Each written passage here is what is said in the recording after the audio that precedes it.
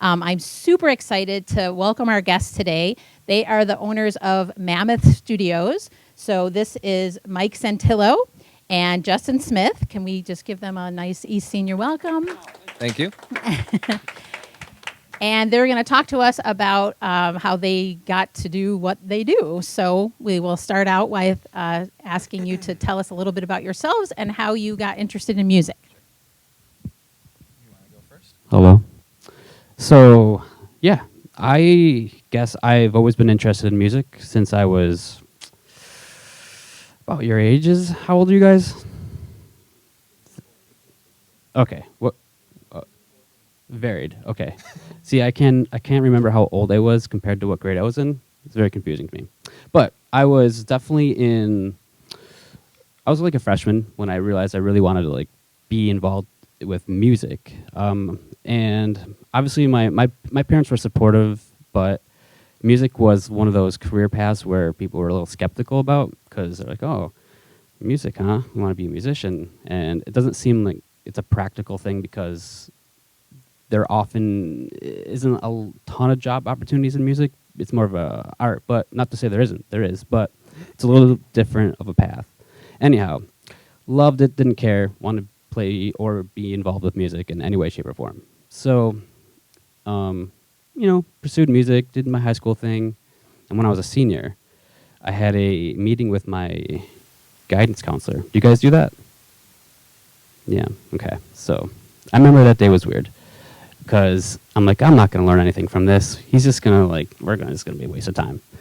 But I was wrong because he was like, what do you want to do? I'm like, I want to play with sound. You know, I was like really weird. I'm like, I just want to play with sound. He's like, oh, okay.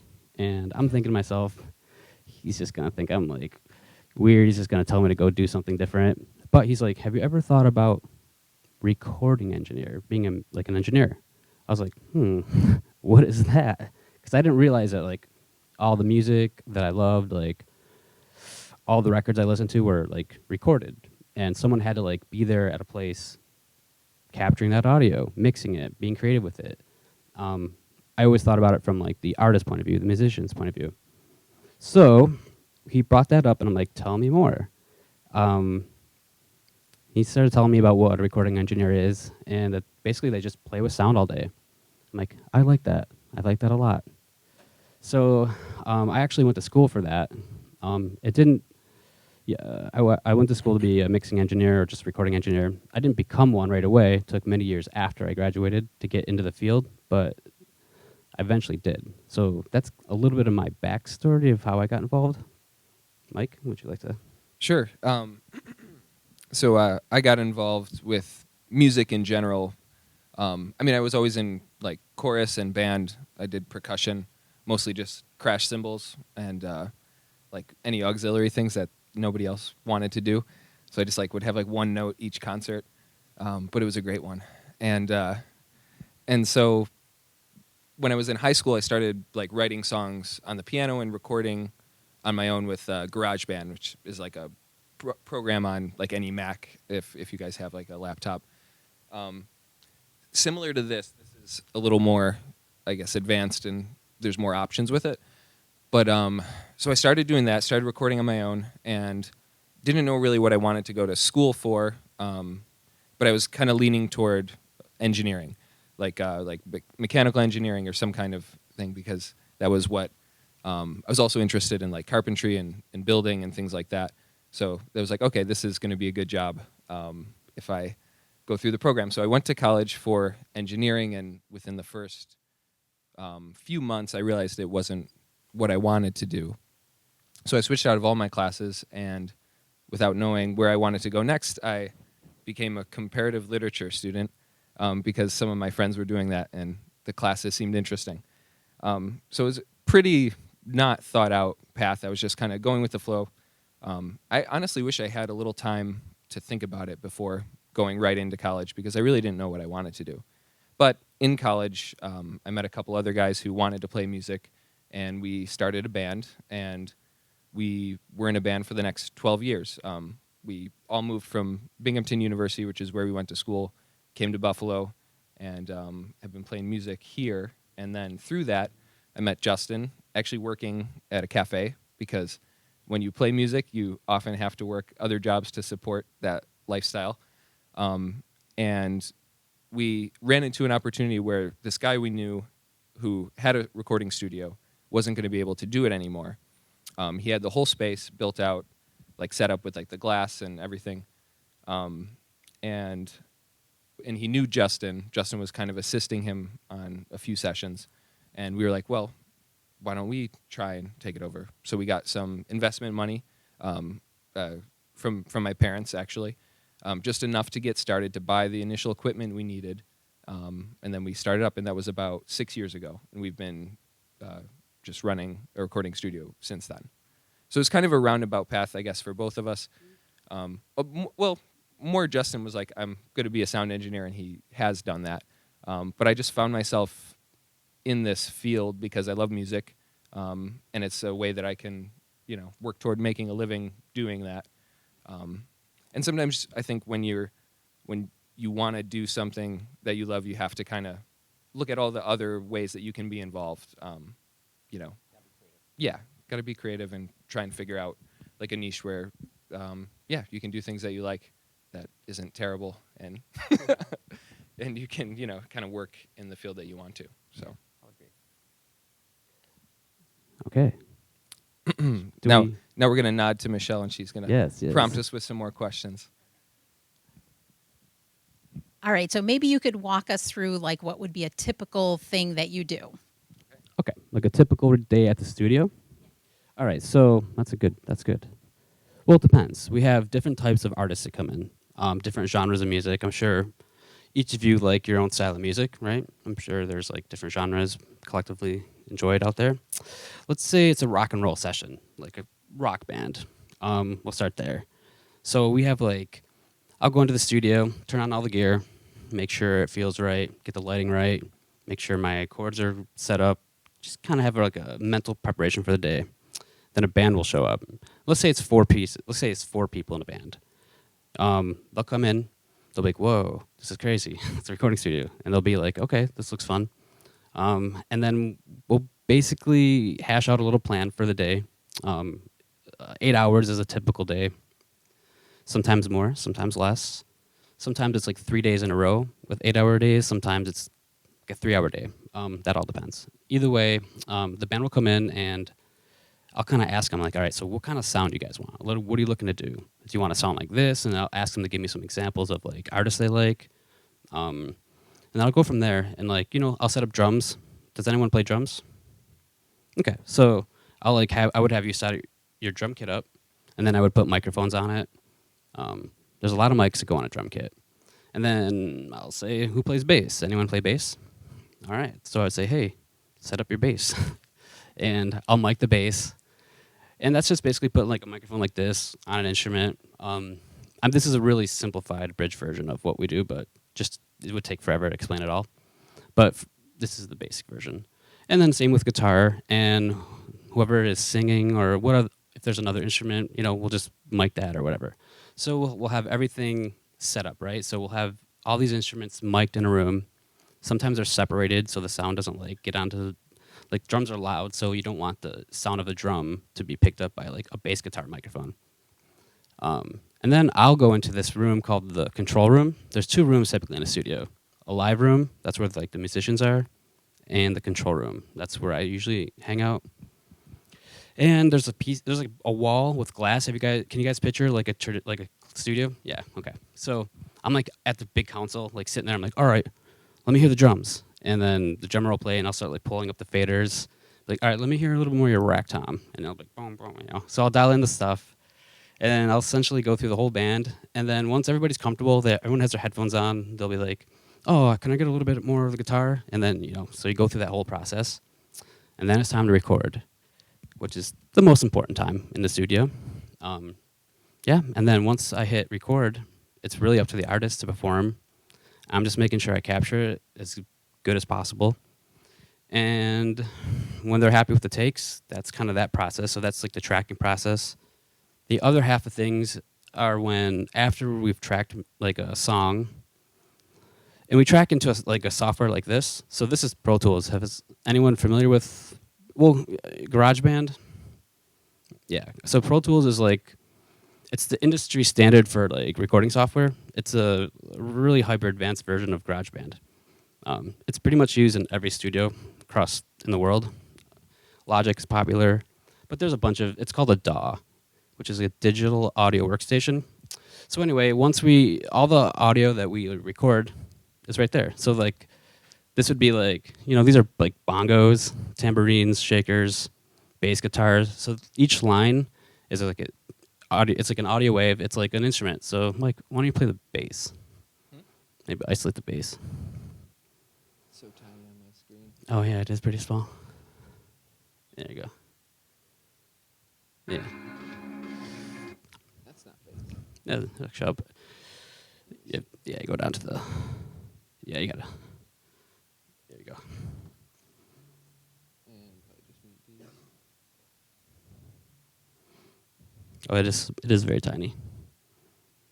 You want to unmute that one down there at the bottom everywhere. Yeah. This one? Yep. So there you go. So you see how you can isolate each individual track. So so once you record something, you have the option to like go into each instrument, like the bass, the drums, the kick drum, and do whatever you want with it. You can make it sound like anything. And that's where the post-production aspect comes into play, where you can stop it. But that's essentially what mixing is. So after you track it, you want to mix it together. And in like back in the day, old school, they'd have a big console. There'd be like 4 people on this huge board mixing it with faders. But now everything's in a computer, so one person can kind of sit there and like adjust the levels perfectly. You can like automate stuff, so you can have like volumes go up and down. You can just kind of write in your automation. It's pretty cool. Actually, a lot of fun, and there's no end to how far you can go with it. The only limit is how like creative you can be when it comes to mixing. You can do literally anything. Has anyone ever mixed anything here? Recorded anything? You've had a little experience? That's cool. So you know a little bit what I'm talking about. It's really fun. Trust me. It's very, very fun. And this also applies with every genre. So we do a lot of hip hop. So we have a lot of hip hop artists come in. It's a little different setup, mostly vocals, but the same things apply. We'll track. I'll get things set up with a vocal mic. And then after we record, we'll mix it. We'll add all these like little bells and whistles, make it sound as good as possible.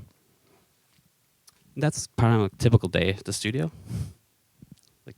Yeah, and so for me, Justin and I, we run the studio together. We have different roles. I do run sessions on occasion, but mostly he is the head sound engineer, and I handle, I guess, like some of the less exciting stuff, but just as important, which is like scheduling with artists, booking their time, accounting, like all the things that you need to do when you run a business. And so I feel like for me, my strong suit is just talking to people, finding out what they want, finding out what they want to do in the studio, and then bringing them in and just making sure that we can accomplish that. Mike's very important, because without Mike, there wouldn't be people coming into the studio. So it's really super important. Yeah, it's there's like any job, there's multiple roles, and they all work together to accomplish what you want to. So, and Mike can also do recording. Don't let him fool you. Don't let he me didn't go to fool school you. for it, but he's like learned how to use Pro Tools on his own, which can be done. Obviously, going to school for it, you learn a lot more other little tricks to tracking and stuff. But it's and you get some hands-on experience. Like a lot of recording programs, they have studios in the universities, and so you get a real chance to like try everything out, do all the miking, and work with the software, and so with someone showing you how to do it. Sure. Okay. I have the memory of a goldfish, so I had wrote it down. So what advice do you have for young or really any people who may want to pursue a career that someone may have told them it's far-fetched or unrealistic? Good question. I think it's about just, I believe that, when it comes to a career, it's what you essentially are going to be doing for the majority of your time. So I think it's best to do the thing that you think is going to make you the happiest. Obviously, within that, there are like certain things that come up, like, oh, I need to make money though. I need to like survive. So I remember when I was actually in school for audio engineering, one of the professors said that like, because it was a question that came up then, and he told us that as long as you do what you love to do and do it as good as you can, and if you try to excel to be the best at it, you won't have to worry about making ends meet. Essentially, that if you're passionate and you really love what you do, you'll be good at it, and all the things that kind of need to fall in place will fall. It will fall in place. I'm not sure if that's exactly true, but I think it's good advice because he was saying don't worry so much about, you know, being rich or that, but that if you're good at what you do, you'll probably get compensated properly for it. So you might as well do what you love to do and try to be the best at it, and you'll usually won't have to worry about like compensation or pay. So that would be my advice. You know, just pursue the thing that you really want to do.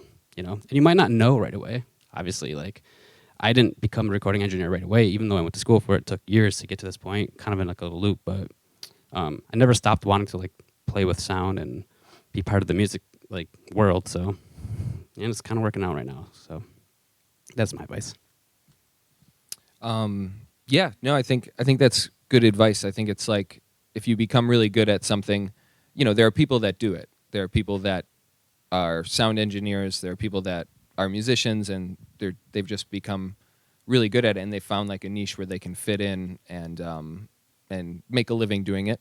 But there's also, you know, sometimes you might have to work another job on the side while you're pursuing that. It's not that you're always going to just excel right into your field and be able to only do that. And then you just got to be creative, you know, with what else you're happy doing work-wise, just to help support that and hopefully move toward making that thing, you know, the only thing that you do, if that's what you want. Yeah, got to be creative. Or, you know, on the other side, like, you don't have to pick one career. You could do some sound engineering, and then maybe I don't know, I'm trying to think of like another thing on the side. Like, You are an English teacher. yeah, you could be an English teacher. Yeah. And then you play like in a band on the weekends, and you like do these cool like little weekend tours. I don't know. Yeah. Anything you want to do. Yeah, you don't have to think. I think now more than ever, there's like so many like gigs that you can get that they don't necessarily always offer like a salary or healthcare or anything that like I feel like more jobs used to. So then it's a matter of like lining up maybe a few things that work for you that you like doing or that you don't mind doing that can help support what you really do want to do. But yeah, don't feel like you have to, if you haven't found the one thing that is like that you can support yourself with totally. You know, it's not a bad thing. It's not failing. It's like you can design your life however you want it to be. Yeah, good advice. Yeah. Do any of the students have questions? All right. Do you find it hard to interpret the goal that artists want with what they're working on, or an obstacle in some way? Great question. I think that's like big. That's actually a huge part of like what I do. Because when we're talking about audio engineering, there's also this idea of producing, which kind of gets entangled within the concept. They're technically two different things. Like back in the day, like early days of recording, you had a recording engineer, or like a coat. You know, he just touched the faders, didn't really have any creative input into the track. Then a producer was the person who worked with the band. So let's say Mike is the producer, or he's the engineer, I'm the producer, and you guys are the band, right? So you guys are like, we're like, oh, how do you guys want the track to sound? You're like, let's make it sound bigger. So I'd be like, okay. So I would interpret the artist bigger, like, could you add some more low end to the track? And then Mike, you know, so there was like this kind of chain of things. But nowadays it's not so much like that, where the audio engineer is almost expected to be like a producer in a lot of situations. So a big part of what I do is interpret what the artist is looking for. And we do that by like we'll have pre-production meetings with a band or an artist that comes in. in advance, so I kind of know what they're looking for, and I try to ask them questions so I know what they want as the end result. And that's why listening to music they like to listen to and kind of listening to things they like is a good way to know, because it's a pretty abstract thing, you know, like saying you want it to sound like a certain thing can be very abstract. But yeah, I don't know if it's so much challenging, but it is a little challenging. There have been times when I was wrong, like, oh, that's not what you were looking for. But I think the more you work with people, the easier it gets. You know, you start to get a feel for what people are really looking for. So yeah, a little challenging, but mostly more fun, like a little puzzle. Yeah, and there's all kinds of ways I think that you can figure that out. Like you said, we often meet with the band usually weeks in advance. We'll have a pre-production meeting, and we'll sit with them in the studio and just talk about what they're looking for, any examples that they have. Maybe they want like a snare drum to sound just like a snare drum in another track, and like they can be that specific. Or maybe they like the bass, how the bass sounds in another song. We can kind of like, those are often very good tools, is like hearing finished products that they want it to eventually sound like, and then we can kind of back engineer it from there and be like, okay, well, we want to mic it like this, and a lot of it also comes down to the mixing when we're shaping it after everything's recorded and kind of heading in the right direction of where they want it. But yeah, I mean, I would say that's like a big Great question. big part of it, and yeah, definitely difficult, but yeah, fun, and like that's part of the the job. Yep. Any other questions? Or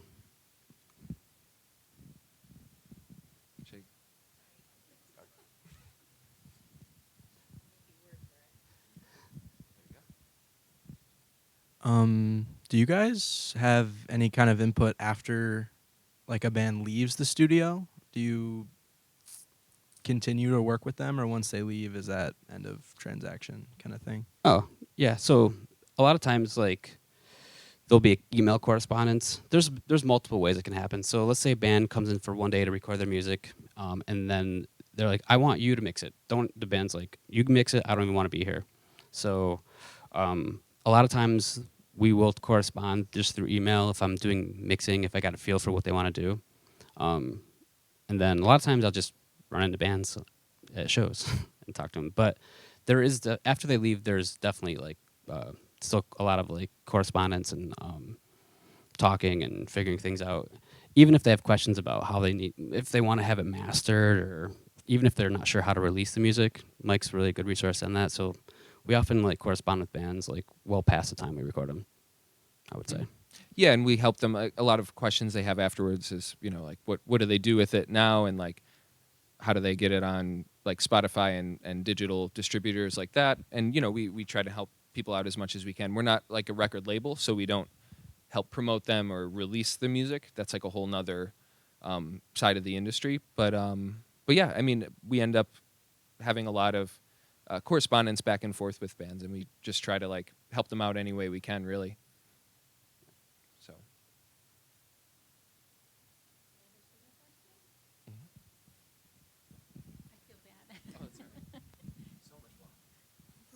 Is there like a genre that you guys see most in your studio, or like one that you have like a favorite to like produce or like engineer on?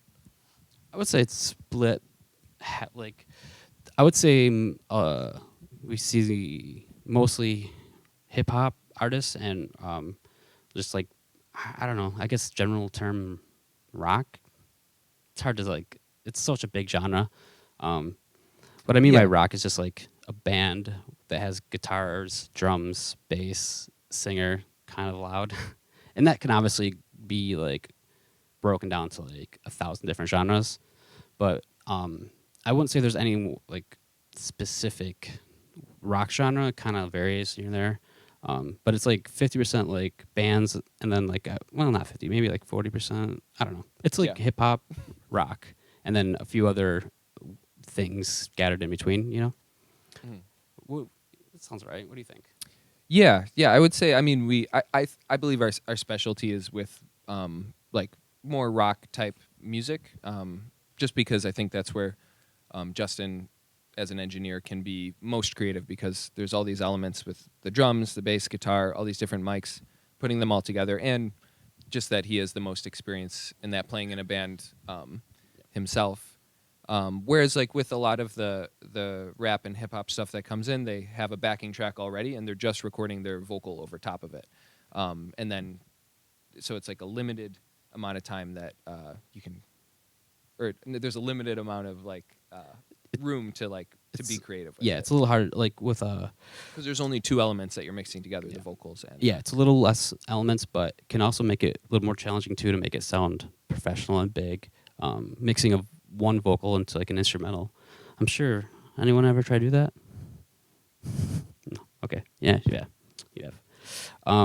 It is a little challenging, but it opens up an opportunity to be more creative too, because there's a lot of interesting things you can do to make that happen. So I've learned a lot. Any other questions? Mhm. Okay. More or less just a simple one. What would classify a song as being like hip hop in a genre? That's It's general. just I don't know. Just It's like because obviously like words we use to delineate different styles of music. It's like everyone is different. All styles. Every person that comes in is doing their own thing in a certain way. But if you're, I mean, we've had quote unquote hip hop rap artists that come in with full bands that have their own drummer, bass player, like background singers, and they're still doing what would I think most people consider like rap and hip hop. It doesn't always have to be like someone who has like an instrumental doing rap on top. So I think oh, sorry to interrupt, but Yeah. I feel like we see a lot of like blended genres too. yeah, So that's like, yeah, just breaking it down like that is like a very basic way. But yeah, most rap, more like rhythmic, not as many instruments usually, but like you've heard of Benny the Butcher. Yeah, like he's been in the studio and like basically I kind of let the artists tell me what genre they are. Like I don't assume one way or the other, So like Benny would call himself a rapper, but like I've had other artists who come in that are similar to Benny that are not that they don't call themselves rappers, but they'll have a unique kind of like because everyone wants to be unique, so they'll have like maybe some twist on it. So it's hard to say. I don't really. It's a general thing as far as like the terminology.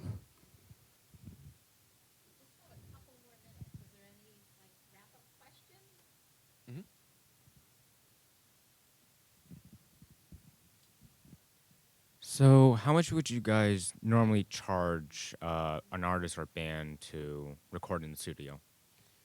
Well, we have like we do it by just an hourly rate, so it's like $50 an hour, and every studio in Buffalo is different. We're in the, I think, probably in the average. middle, Middle. as far as like cost goes. Yeah, I mean, like, and every city is different. I mean, you can go to like New York City and I don't know, maybe like $300 an hour, but Depending where you work. depending on where you work. Yeah. But that's what we charge, 50 an hour. And it's like it's a game because a lot of musicians, people involved with making music, like Mike said, sometimes you need to have like, unless you've like really made it and established yourself as like a really popular artist, it takes a little time to generate like the income and like the fan base to like support your art. So we try to work with artists as much as we can because for me it's more important that we make and like create something that's awesome that everyone likes, that I'm proud of and they're proud of. So, we say 50 an hour. We try to keep to that, but we will always work with people one way or another. So not terribly expensive. All right, one last question for you guys. So, I guess for our juniors and seniors kind of in the crowd and anybody else who's thinking of pursuing a career in music, what's like one piece of advice that you have for life after graduation from high school? Do you guys have questions too? Okay, we'll answer this quick. Some advice. I mean, just keep working at what you're doing. Like find ways to do it on your own, so that you don't, like, you're not relying on anybody else to do that. So if you're an sound engineer, get some software on your computer. Just keep working at it, and like, doing it on your own, spending your own time, and just becoming as good as it as you can without thinking about maybe what job you're going to end up in, because that can be distracting sometimes. So I think you just want to like be as good as possible and then make yourself, like marketable, in lack Yeah. of a better word. Yeah, and I would say just really, I think I would focus on just doing the thing that you really feel passionate about and trying to make as many connections as you can, like meeting people that are also like-minded about what you want to do, and just not saying like you have to like be best friends, but just kind of get a feel for who are other people that are similar in like the mindset of the genre you like.